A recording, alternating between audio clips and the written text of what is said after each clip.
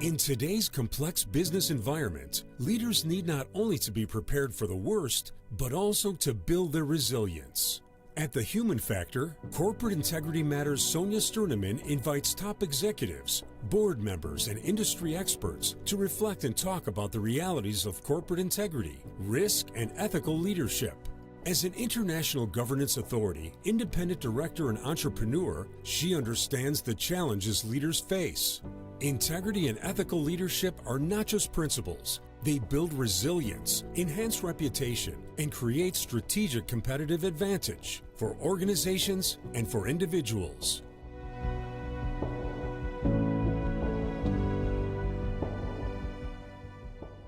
Today, I'm honored to welcome Johannes Berchtold. Johannes Berchtold has spent his career at the intersection of brand strategy, transformation, and people-centered leadership. As head of customer marketing and branding at NZZ, he strategically repositioned one of Switzerland's most respected media brands while driving its digital transformation. Before that, he served as head communications at McKinsey Switzerland and founded JB Brand Strategy, specializing in heritage brands, which is one of his main activities next to his current role as senior executive advisor from Alixio, where he supports on leadership and talent in times of disruption. And that's exactly where our conversation begins now. Because when organizations transform, when pressure mounts and trust is tested, the human factor doesn't just shape performance, it shapes integrity. I would like to start with a question about brand trust and human integrity. They are both built in the same way. Not in the boardroom, but in the moments when no one is watching and the pressure is going to get higher. Let's explore with your experience you have right now, because you come from a complete different angle. What are these moments you have seen when it comes to these leadership questions? Like, I always look in two directions. It's in my current role, advising companies on leadership gaps and on skill gaps. It's always about the integrity. It's always about, can a client fully trust us? Because just imagine, we put people in very fragile situations, and that's a huge risk for any company. So if we are not good at this, the company client has a problem. So that's where integrity comes in, and it also applies definitely to the managers, to the personalities we put in those situations. They had to bring a lot to the job. They are in difficult situations. They are in facing a new situation. They can't take sides. They have to come up very quickly with a clear idea. So it's a lot of on pressure on them. So if you're not strong personality, you're in the wrong place. And on the branding side, it's a similar thing. It's an ongoing debate about how a brand positions itself and how it actually behaves and how it's perceived. When you now take up the brand topic right now, I know that you had a rebranding in your company where you also support these kind of leadership topics. I'm not sure whether you are able or allowed to talk about it, but what happened to you with that? Because I think it's also a trust issue. Again, you had a rebranding, you had some it's not a restructuring, but a reorganization. So how did the market react on that? Because I think it's always a people business. And of course, you were the same people, but it's a different brand now, also with a different legacy in different other countries. And now you're here in Switzerland with that new brand. So what did it do with you as a person and leader within that group? And how were the reactions from your clients? So for me, it was a very, very good moment because I was actually glad when it happened. Because if you change a name or a logo and that's it, and say, oh, we did a rebranding, that's not very satisfying. The real question is, and that's why I would never advise a client on a rebranding, I think a rebranding is actually the worst thing you can do, in theory. Do a brand refresh. Know where you're coming from and bring that to the future. A rebranding, usually, you can fail. And the bad thing that can happen with a rebranding is you don't fail. So you don't, everything around you, the clients, the stakeholders think, okay, it's fine. But don't expect more. So in this particular case, it was more than a logo. It was more than just a new color, a new claim. It was much more. It was a new service line behind. Yep. It was a new idea, a much more coherent approach to the leadership topic. And if you bring that to the client and explain it, say, look, we do much more now, and we combine topics. We are not just doing what we did in the past. We have now a much more broader service offering for you. Then it's easy. They will listen to you. And that's the reaction I got. They listen to us. And that was a really interesting experience over the last couple of weeks. The clients, they appreciated that because we had more time. When I come with one service line and say, look, we do this, we do that. And the conversation can be over quite quickly. If you come with a broader approach and say, look, first of all, I would like to listen to you, to understand your problem. And then I can react, and I can react to it because I know in the background, I have a lot of experts, a lot of people who actually now can solve the client's problem. That puts you in a much better situation than in the past, where you had a very narrow view on the client. So, I can help you here, but I can't help you left and right. So this means it also helped you to increase the trust topic and also the relationship with the clients. Is that correct? Absolutely. 100%. Okay. Interesting. It's super interesting because I think a lot of companies maybe do not even see that and also not consider it when they have this kind of rebranding, because it's, as you said before, it's sometimes they just change names, whatever the reason is behind. So what you did right now, you really enriched your portfolio and support your client now in a more broadened way. Absolutely. And it's one of the few examples I actually know from all my personal experience as an executive, but also from my consulting work, where I would never advise on a rebranding. But it was actually the first time I saw it happen in a good way and in a very productive way. And it increased the credibility and increased, I wouldn't say the integrity, because that's Another part. That's the future, I hope. I hope you already have that integrity. No, but so that's about what it made to you as a team. So because you think you can now also support your clients in a better way, how did it help to maybe also strengthen your own team resistance and resilience with that move? So that's something, deep down, it's not obvious. And I think we will find out along the way. The more we talk about the new brand and the more we position it towards our clients. But it's an element of relaxation. So you feel better about it. You feel more secure because you know what's behind. And you, to put it very simple, I think what the company did and what we all did contributing to that is we did our homework before. So the foundation is here. And that's a very, very important thing to do, because what I see is many brands don't do that. They don't work on the foundation. They don't work on the strategic side of things. And then they just take turns. They do whatever they think they should do because everyone else is doing it as well.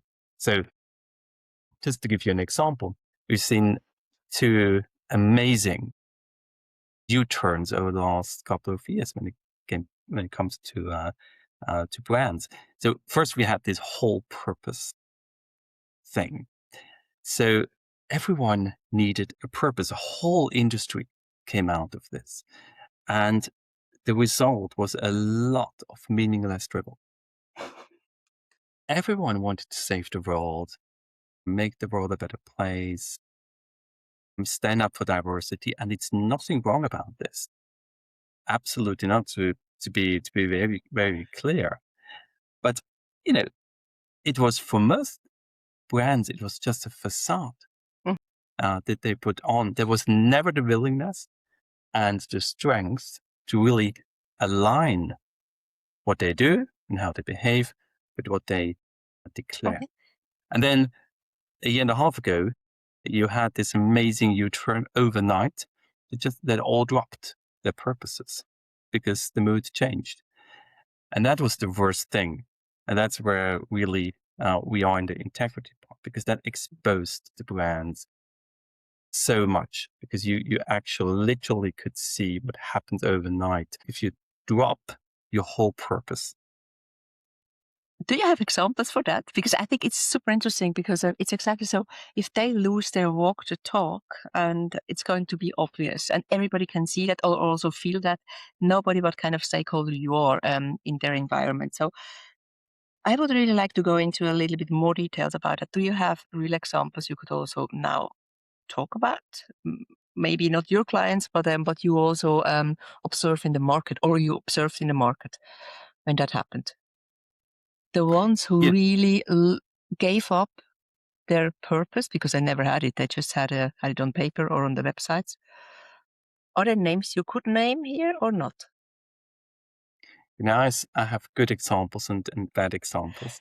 I worked in the consulting industry, and in the consulting industry, you saw a lot of companies that were just following the crowd, particularly on the diversity topic, and for good reasons, because they need a much more diverse workforce. But it was also the element of we have to do it, and seeing them just dropping it is really, really bad. And then you have the others, and I worked at McKinsey, and I think McKinsey is a very good example, because their values go back decades and decades and decades, and they are very much the present.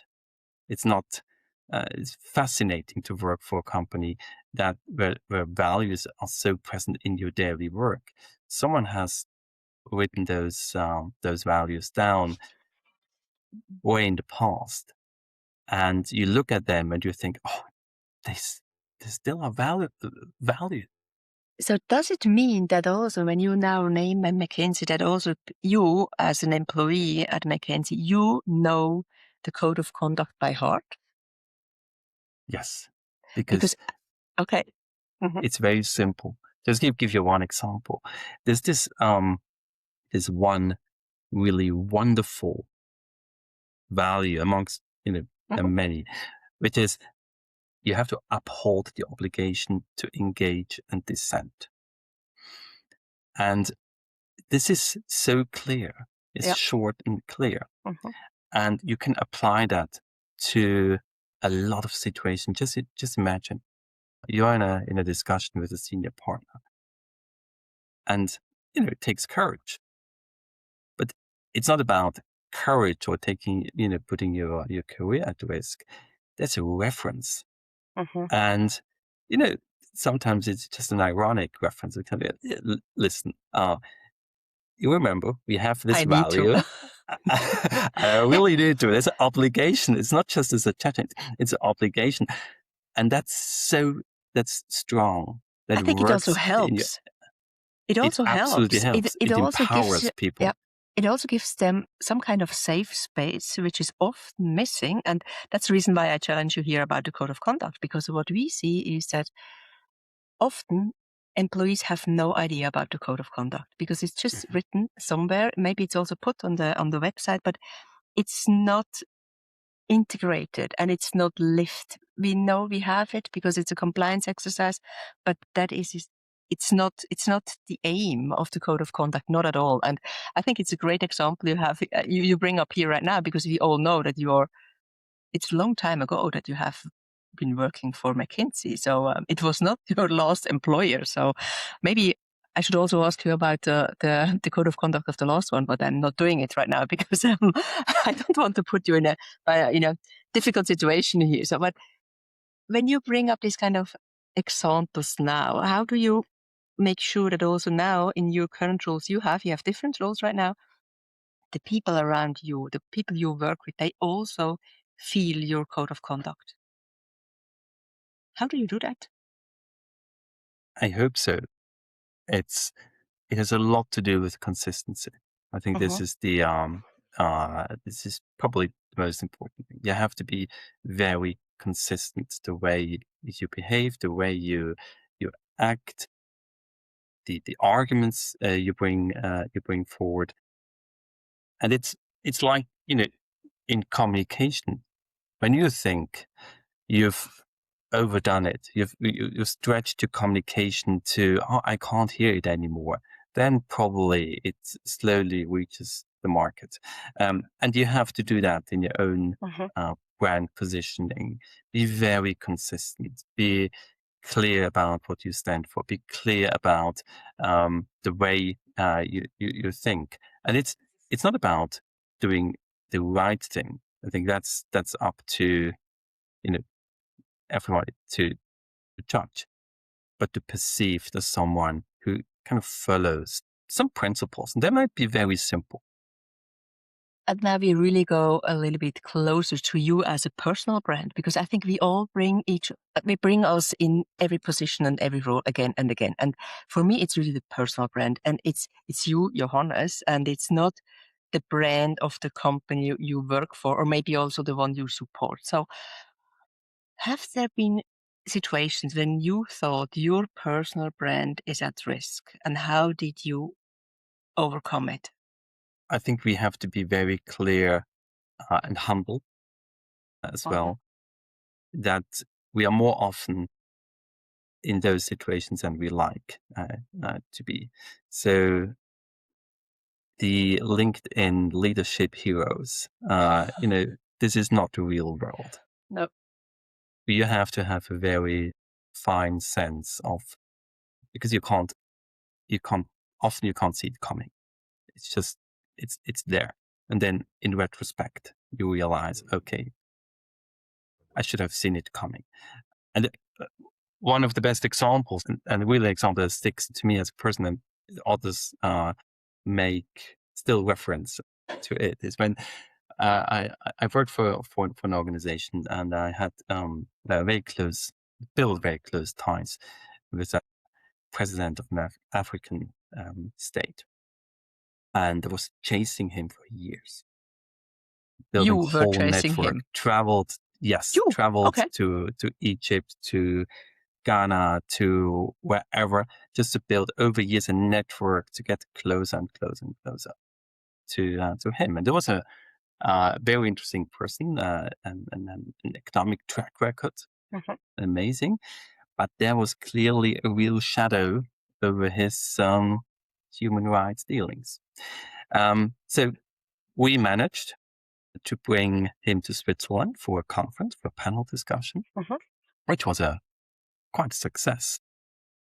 To put someone who others would say this is a dictator in a panel discussion. So at first sight, it was a clear success. But we had clearly drifted away from all the principles the organization actually stood for. And it was only afterwards, kind of mirrored back by the public, by the media, by the stakeholders, also by the board, that we saw that we've moved far away from our own standards. And then all hell broke loose. And you recognized it afterwards. It was retrospectively. So yes, in the doing and in the building of the relationship, nobody was aware that it could be a risk. So it was not sitting on the agenda somehow, on your risk landscape. Is that what you said right now? Yeah, we were in a tunnel, just chasing the success.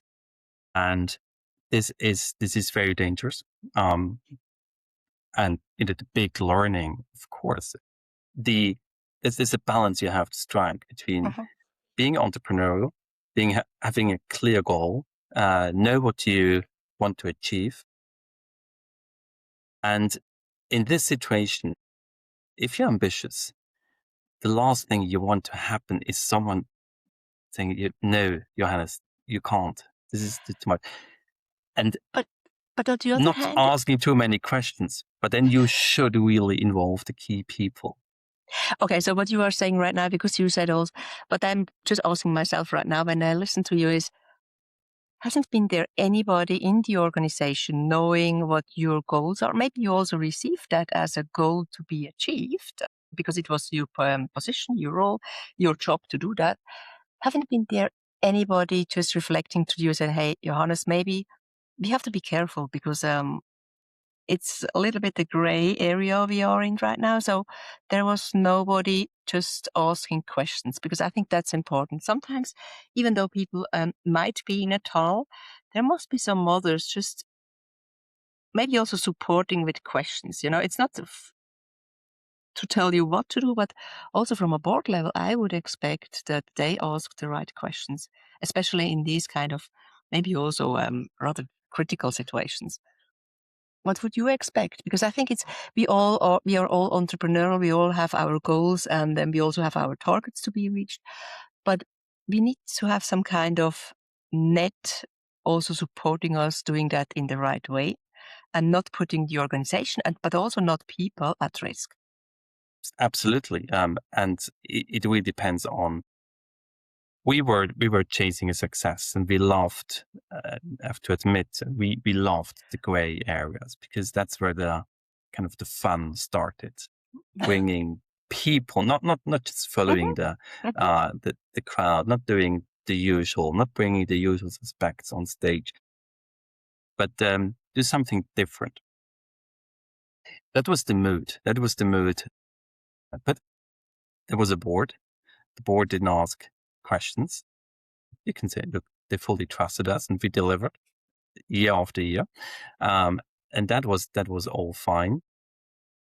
But then you're absolutely right. They should have asked questions earlier on.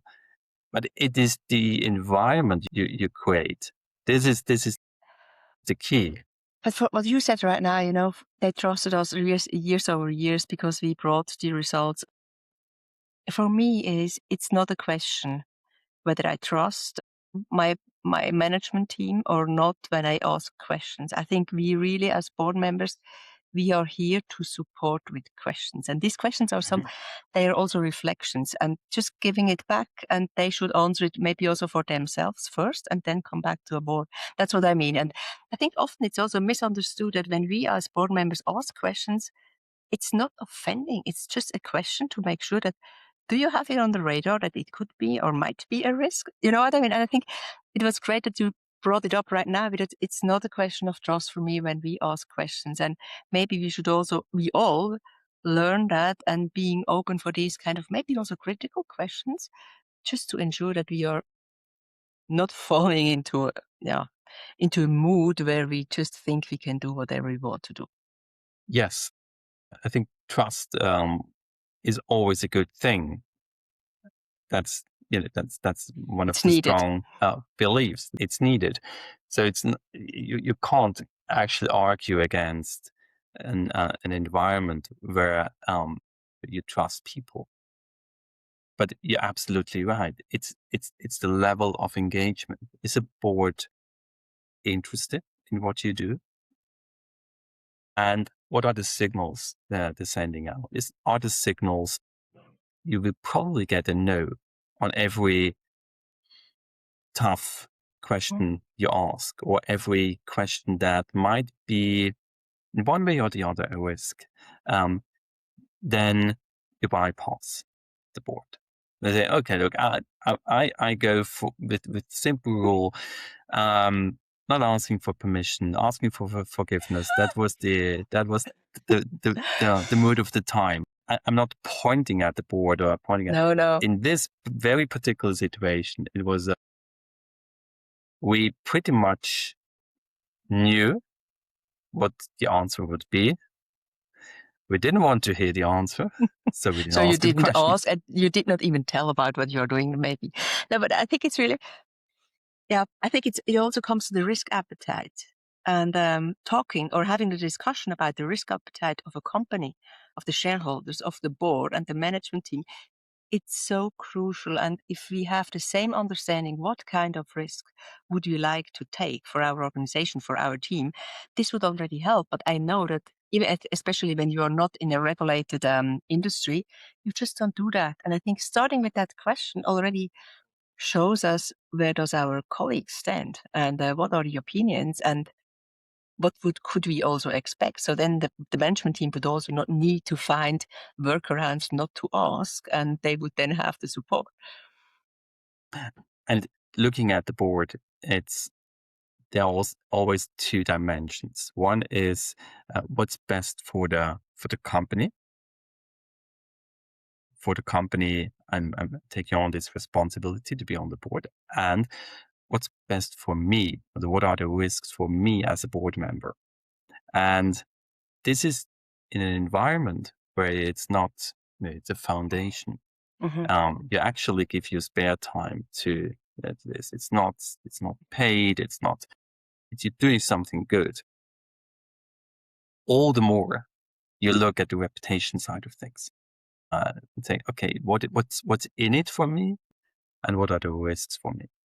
And that's a totally different situation to, as you said, Absolutely. regulated industry, but it's much less about you as a person, but it's the responsibility you have. For the board. This is Absolutely. much more important. I think that's a huge difference here.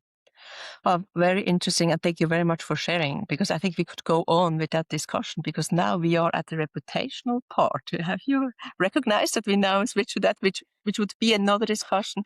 Very interesting also when it comes to brand. So Johannes, thank you for this conversation. It was very interesting, and you reminded us, also the listeners, that brand trust and human integrity are not separate agendas, not at all. And they are the same commitment lived daily in leadership, or even not, as we have seen. And your perspective on people-centered transformation also adds a dimension to corporate integrity that is rarely spoken about this directly as you did right now. So thank you also for the examples, the real-life examples you brought in, especially also naming what you have seen, also with examples. So our audience will take something real from this. So thank you, and for bringing both your experience but also your honesty to the human factor here in our podcast show. So thank you. Thank you very much, Sonja, for having me. This was another episode of the Human Factor Corporate Integrity Matters, where we uncover the leadership strategies fostering governance, risk awareness, resilience, and strategic foresight. Today, with one of my highly appreciated guests, Johannes Berchtold. Guided by the principle corporate integrity and resilience are foundations of trust and long-term success in unpredictable times. Thank you for listening, and now take care and nurture your own resilience too.